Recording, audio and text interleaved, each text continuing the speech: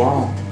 Quelques mots donc pour évoquer devant vous ce qu'il faut bien appeler la débauche pénale qui sévit dans ce pays depuis de longues années déjà, mais il est vrai singulièrement depuis 2002, lorsque Nicolas Sarkozy est devenu ministre de l'Intérieur, a mis la main sur la justice et ne l'a plus lâchée depuis. La réponse pénale, comme ils disent, a été présentée comme le remède miracle à tous les maux réels ou supposés de notre société. Enfin, tous les maux, pas tout à fait quand même, parce que le pénal c'est bon pour les uns et c'est inopportun pour les autres. Bon pour les uns, vous m'aurez compris, les pauvres, les noirs, les arabes, les prostituées, les gens du voyage, les militants. Inopportun pour les autres, les chefs d'entreprise, les policiers, les hommes politiques. Une débauche pénale donc à géométrie variable. On connaît aussi les raisons de cette dérive pénale. Entretenir au fond l'illusion pénale dans le peuple, au nom du peuple et contre le peuple, c'est l'un des ressorts principaux de l'idéologie sécuritaire, qui est aussi une tactique politique, qui d'ailleurs a fait ses preuves sur le terrain électoral. On connaît aussi les conséquences de ce mouvement, c'est-à-dire des principes et des libertés bafoués, un droit pénal défiguré, des victimes instrumentalisées, flouées, des tribunaux soumis au diktat d'un productivisme répressif absurde et dangereux, et au fond, une lutte contre la délinquance qui n'a jamais vraiment commencé et qui aura constitué un leurre.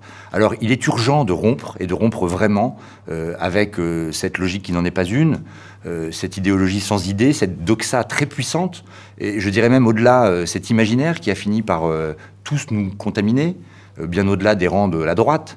Et pour cela, deux idées, à la fois simples et fortes. Première idée pour accomplir cette rupture nécessaire, entreprendre ce qu'on pourrait appeler une décroissance pénale, c'est-à-dire remettre au fond la pénalité à sa place dans notre vie sociale, une place qui en démocratie devrait être marginale. Réduire donc la pénalité, c'est-à-dire d'abord dépénaliser un certain nombre d'infractions. Il y a des comportements qui n'ont rien à faire dans notre code pénal, soit parce qu'ils ne bafouent pas des valeurs fondamentales, soit parce qu'ils relèvent d'autres réponses. On pourrait donner beaucoup d'exemples, quelques-uns: le séjour irrégulier, l'usage de stupéfiants, le racolage, l'outrage au drapeau et à l'hymne, l'offense au chef de l'État, et j'en passe. Ça, c'est un premier mouvement. Deuxième mouvement, bien sûr, faire en sorte que la justice retrouve le temps de juger. Parce que juger, ça demande du temps. Et pour cela, il faut évidemment supprimer, par exemple, ce qu'on appelle la comparution immédiate, c'est-à-dire une procédure expéditive qui bafoue les droits de la défense. Il faut aussi revenir sur tout ce qui a tendu, ces dernières années, à transformer les juges en automates. Parce que, désolé, les juges ne sont pas des robots, ne sont pas des automates. Et là, je pense bien sûr, par exemple, mais pas seulement, à la loi sur les peines planchers du 10 août 2007. Deuxième mouvement, abolir ce qu'on pourrait appeler la prison à la française. Pour rompre avec ce qu'il faut bien appeler une société carcérale, première chose à faire, instaurer un numerus clausus pénitentiaire, c'est-à-dire un nombre de détenus non pas à atteindre, mais à ne pas dépasser, puisque manifestement en France, on incarcère les gens sans se soucier de savoir s'ils ont des places dans les prisons. Il y a des centaines de gens, des centaines de détenus qui dorment sur des matelas à même le sol. Donc un numerus clausus pénitentiaire.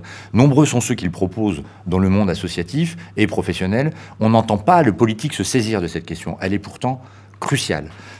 Donc ça, c'est un premier axe, parce que plus on construira de places de prison, l'histoire le démontre, plus, en fait, on incarcérera, et même plus on aura de surpopulation carcérale. C'est l'histoire de ces dernières années. On n'a jamais construit autant de places et on n'a jamais eu autant de surpopulation carcérale. Donc, un numerus clausus.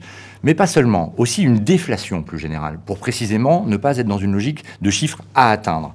Il y a des gens qui n'ont pas leur place en prison. Il suffit d'y aller pour s'en rendre compte. Donc, il faut repenser cela, c'est-à-dire la place de la peine de prison. Et dire que, pour un certain nombre de personnes, ce qui est utile à la société, ce n'est pas une faveur qu'on leur fait, ce qui est utile à la société, ce n'est pas de les incarcérer, mais de les sanctionner autrement. Donc c'est ce qu'on appelle les alternatives à l'incarcération, qui ont été abandonnées globalement par les politiques ces dernières années. Donc développer la libération conditionnelle, la semi-liberté, les travaux d'intérêt général, tout ce qui fait alternative à l'incarcération et qui est tout de même une sanction, ne l'oublions pas.